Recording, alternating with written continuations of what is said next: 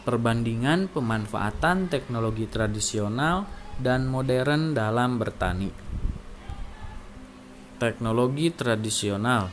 Ciri-ciri bertani dengan teknologi tradisional yaitu seperti pada gambar yang ada di samping ini. Yang pertama, petani menggunakan hewan atau peralatan sederhana untuk membajak sawah. Lalu yang kedua, petani menggunakan tangan serta peralatan sederhana untuk menanam dan memanen tanaman. Teknologi modern.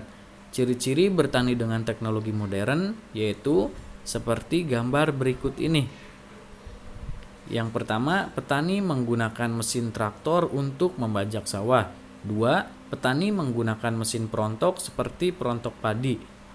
Dan yang ketiga, beberapa petani menggunakan teknologi greenhouse agar dapat panen sepanjang tahun.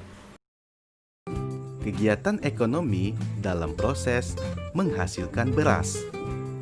Kegiatan yang pertama, sawah dibajak menggunakan alat pembajak sawah. 2. Sawah ditanami tanaman padi.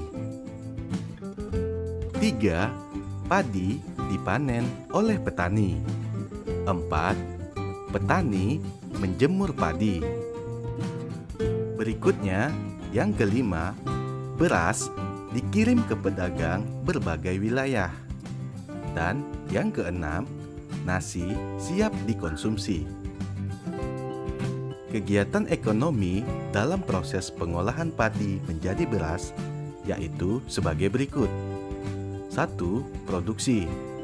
Dalam kegiatan produksi meliputi membajak sawah, menanam padi, memanen, dan menjemur padi. 2. Distribusi.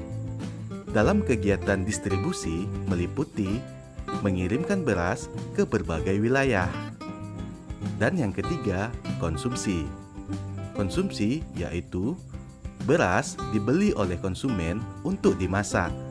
Berikut contoh skema penyaluran beras dari produsen hingga ke konsumen. Yang pertama yaitu produsen. Di sini padi diolah ditanam oleh petani hingga menjadi beras. Lalu selanjutnya yaitu distributor. Beras yang sudah dikemas dalam karung selanjutnya didistribusikan ke agen beras. Lalu agen beras menjualnya ke pedagang beras dan selanjutnya pedagang beras menjual kembali ke konsumen. Selanjutnya yaitu konsumen. Di sini beras diolah menjadi nasi dan siap untuk dikonsumsi. Dampak pemanfaatan teknologi bagi keseimbangan alam. Dampak positif penggunaan teknologi yaitu pertama, teknologi tradisional. Dampak positif dari teknologi tradisional tidak merusak ekosistem. Kemudian, bahan dan alat yang digunakan mudah didapat. Selanjutnya, dampak positif dari teknologi modern. Hasil tangkapan nelayan lebih banyak. Yang kedua, menghemat waktu dan tenaga karena menggunakan peralatan canggih. Dampak negatif penggunaan teknologi. Dampak negatif penggunaan teknologi tradisional. Hasil tangkapan sedikit karena bergantung pada cuaca dan arah angin. Yang kedua, menghabiskan waktu dan tenaga karena peralatan masih sederhana. Dampak negatif dari teknologi modern yaitu merusak lingkungan jika digunakan secara berlebihan. Menghabiskan biaya karena alat yang digunakan dibuat oleh pabrik. Beberapa teknologi penangkapan ikan sudah dilarang penggunaannya. Contohnya, penggunaan bom dan pukat harimau.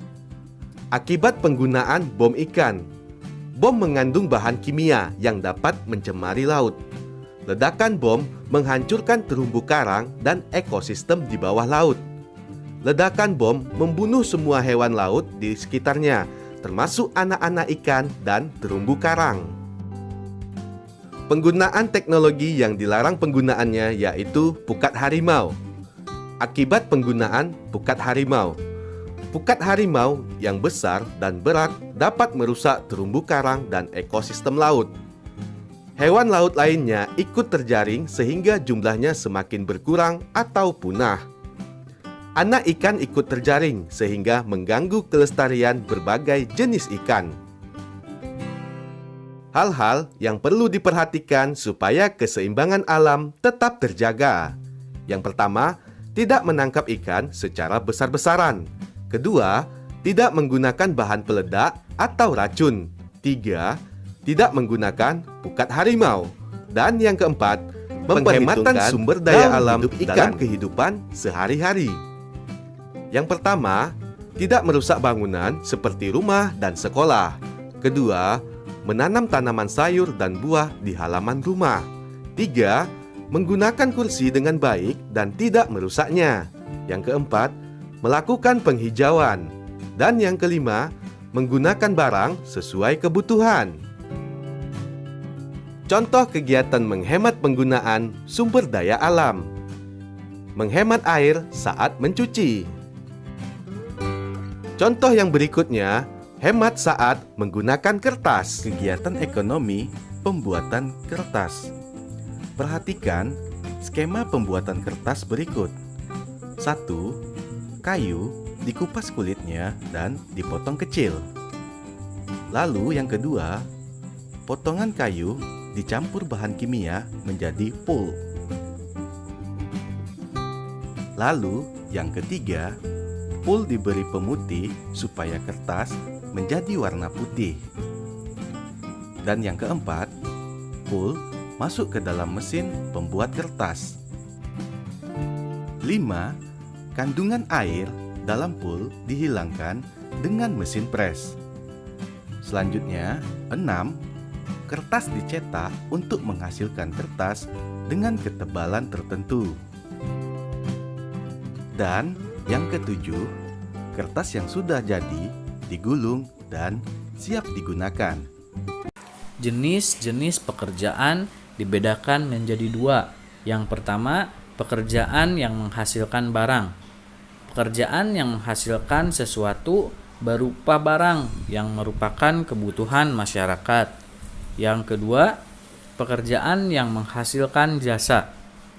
Pekerjaan yang memberikan pelayanan kepada masyarakat. Contoh pekerjaan yang menghasilkan barang seperti petani, lalu peternak, dan nelayan. Sedangkan contoh pekerjaan yang menghasilkan jasa yaitu seperti guru, lalu dokter, dan tukang cukur rambut. Semua jenis pekerjaan baik dan bermanfaat. Tidak membeda-bedakan jenis pekerjaan sesuai dengan sila kedua Pancasila. Berikut ini simbol dari sila kedua Pancasila, yaitu rantai. Sila kedua Pancasila berbunyi kemanusiaan yang adil dan beradab. Makna simbol sila kedua Pancasila yaitu yang pertama, mata rantai segi empat melambangkan laki-laki, mata rantai lingkaran melambangkan perempuan, dan mata rantai yang saling berkaitan melambangkan hubungan antar manusia yang harus bersatu dan saling membantu sehingga menjadi kuat seperti rantai. Sila kedua Pancasila mempunyai makna sebagai berikut. 1. Menempatkan manusia sesuai dengan hakikatnya sebagai makhluk Tuhan. 2. Menjunjung tinggi kemerdekaan sebagai hak segala bangsa. Dan 3. Mengutamakan kebenaran dan keadilan. Wujud pengamalan sila kedua Pancasila adalah sebagai berikut. 1. Mengakui persamaan derajat, hak, dan kewajiban manusia. 2. Saling menyayangi sesama manusia. 3. Mengembangkan sikap tenggang rasa terhadap orang lain. 4. Menjunjung tinggi nilai kemanusiaan. Dan 5. Berani membela kebenaran dan keadilan. Selanjutnya materi SBDP. Gambar yang telah dibuat dapat diwarnai dengan pensil warna, krayon, atau cat air. Dalam membuat suatu gambar, harus memperhatikan proporsi dan komposisi. Apa itu proporsi dan komposisi? Proporsi merupakan perbandingan antara objek yang satu dengan objek yang lain, sedangkan komposisi adalah susunan atau letak objek gambar dalam batasan ruang.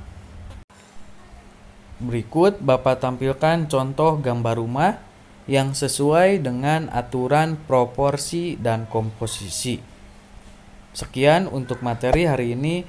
Terima kasih. Wassalamualaikum warahmatullahi wabarakatuh.